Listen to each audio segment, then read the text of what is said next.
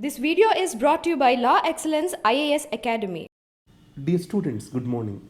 Let us start the discussion on today's newspaper, that is 22nd August 2019. The first article for discussion: State breaking is not nation making. Let me ask you a simple question. When people from different ways of life, having different beliefs, different languages, when they have to live together and they have to coexist with each other, what is the best arrangement that is possible? Then the answer can be federalism. So, in a federalism, the state shall be given greater autonomy so that the people living over there can express their identity and can pass their laws and they can get the satisfaction of self governance. This is bringing in stability across the world. So, making a state federal is more a political decision. In this context, most of the countries tried to solve this with war or military action. Either you talk about Yugoslavia, or you talk about Sri Lanka, or for that matter, you talk about Ireland. Everywhere, when they tried to solve with military action, it has led to human loss. So, mature democracies, how will they handle this issue of identities?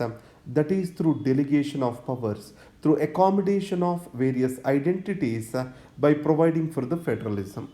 So, if Sri Lanka is the best example, now let us take the example of creation of Bangladesh. Again, it is a war of identities.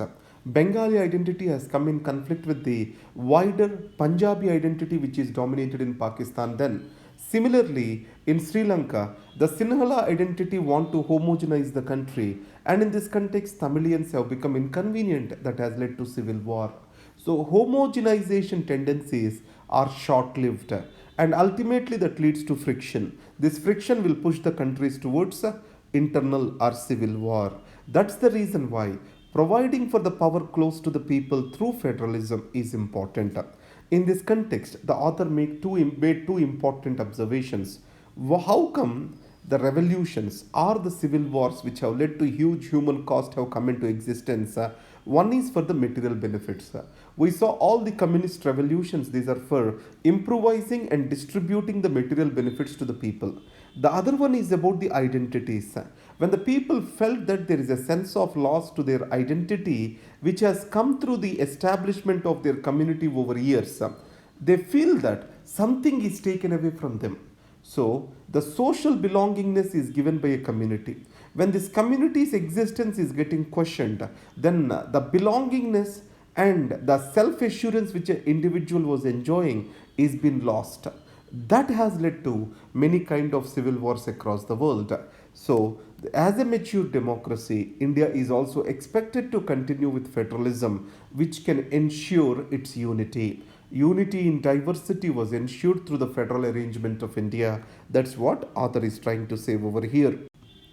The next is politically inconvenient data nugget. So, this is about a report which is supposed to be published. A task force to draft the new direct taxes legislation, that is, income tax and other things, was been appointed. It has given certain important points or reports which will point out to the demonetization and its impact on the economy. When demonetization was announced in that financial year, the investments by corporates decreased by 60%. It has come down to 4 lakh crore 25,000 from the existing 10 plus lakh crore rupees. It means private investments fallen drastically. Till date, these private investments, these animal spirits in Indian economy were not revived. So, the government with its physical deficit targets is unable to invest, and private investment took a bad hit because of demonetization. And the second is the loss making companies have increased by 45%. So, in these two data points, we can understand one thing. The most important thing is the demonetization caused irreparable damage to the economy, which we are unable to get out of it even today. So, the government wants to hide that report rather than getting it published. That is what the author is saying. Next is content management. This is about a continuation of the yesterday's article with regard to the judgment of the Supreme Court. In India, the social media is getting misused, and This is leading to spread of hatred across the people, and it is leading to incitement of violence. So what can I say? An incitement of violence which is coming is dangerous because of virality which it is getting through the social media. So these people have to be identified. The source of information need to be identified. So then what the state government suggested, let us link the WhatsApp and all these social media accounts to something called Aadhaar. So when it is linked to Aadhaar, the source of information can be identified and he or she can be punished. And there is also the fear that they can be identified. Now lack of this fear is giving to mob mentality, and which is creating lot of nuisance. Now this obviously, when it is been linked, the question of privacy comes in. So what the author suggests is, rather than the judiciary getting involved with it, how this particular control has to be achieved, regulation has to be achieved on the social media, it has to be left to the executive. Executive is well placed to make this regulation rather than the judiciary getting involved. That is what is the author's opinion. The crisis in Rome, just do not get deep into it. Entire in the Europe, the right wing is gaining its stronghold. So the Italy is also no exception for this. Mr. Salvini, who is internal minister from the far right, he is expected to become the prime minister soon. So it means the parties which are not having ideological hold, are the parties which are anarchist, are the parties which are having strong rightist mind. These are getting the political power in the Europe. So when I see the world, the history of the world, I see the things happening in cycles. Now, in the first part of this particular century, the 20th century, we saw the lot of violence across the world. So that's why the second part of the 20th century was very peaceful and the liberal ideas dominated. So Nazism, fascism, these are conservative ideas have led to the loss of the entire humanity and human reason for the human suffering. Now again, there is a slow purge of increase of this particular right wing politics, conservative politics in the world. And again, this leads to new fascist, Naziist tendencies. A kind of violence sets in. And after that, another cycle of Mahatma Gandhi, some leaders will come in. They try to make a change to the world again. Probably we are in the cyclical loss of humanity, we can call it as. We have to wait and see how it is going to turn out. Sacrificing liberty for national security. So, it is about Unlawful Activities Prevention Act. Let's understand the background of this. It has come into existence during 1960s. In 1962, there was opposition, especially Dravidian movement. And then later in 1966, if I am not wrong, there is attack on the parliament by under the cow protection, etc. The rightist attack. So Indira Gandhi in 1966, when it has happened, to avoid the cessationist kind of tendencies and also to arrest the disaffection against the state, especially rightist people when they are raising the disaffection against the state, then this Unlawful Activities Prohibition Act was passed.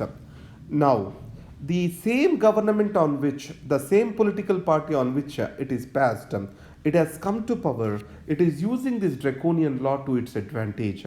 Now, government, there will be no FIR, no investigation, no charge sheet, no trial.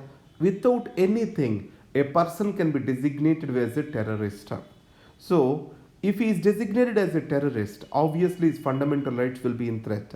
More than that, our country is a country of perception. Rather than thinking deep into the issue, people make a mind that he is a terrorist. So the perception will be created, a wrong perception is created against an individual, and that leads to social removal of that particular individual from mainstream. And the second part is, when a person is designated so, obviously the enforcement officer is getting lot many powers.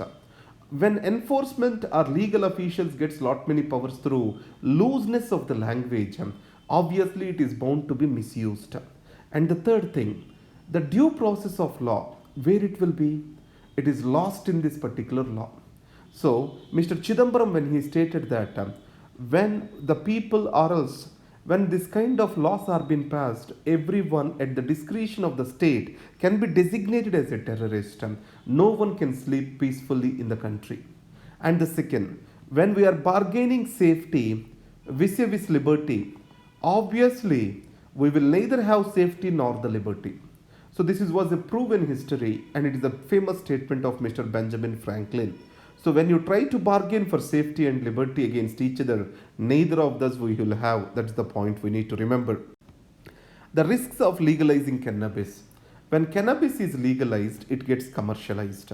And use of cannabis will bring in certain addictive tendencies and also cognitive disabilities to the individual. The health cost which the state has to incur for the use of cannabis will be many times higher for the benefits which it is going to receive. In this context, the legalization movement for cannabis which is going in the West shall not be a movement in India. So, if you see the example of cigarettes, when they were introduced, it said there will not be many health effects, but today we see after their commercialization and excess use, there is increased health expenditure on the cigarettes, and the amount of the human suffering which is coming through the cigarette tobacco is huge. That's why we shall not go for this. Finally, thank you. Great day. All the best.